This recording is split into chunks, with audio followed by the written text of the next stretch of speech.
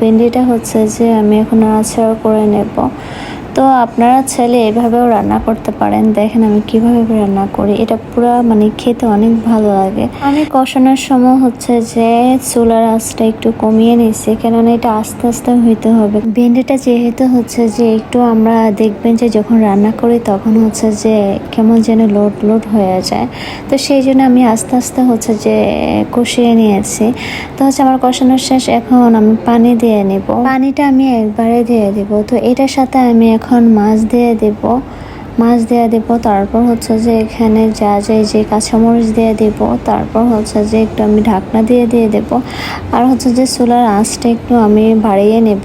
বাড়িয়ে নেওয়ার পর দেখেন আমার ভেন্ডিটা কেমন হয়েছে। তারপর আবার হচ্ছে যে আমি এখানে ধনিয়ার পাতা দিয়ে দেব, কারণ ধনিয়ার পাতা আগে দিয়ে দিলে হচ্ছে যে ধনিয়ার পাতার হচ্ছে যে একটা ঘ্রাণ আসে।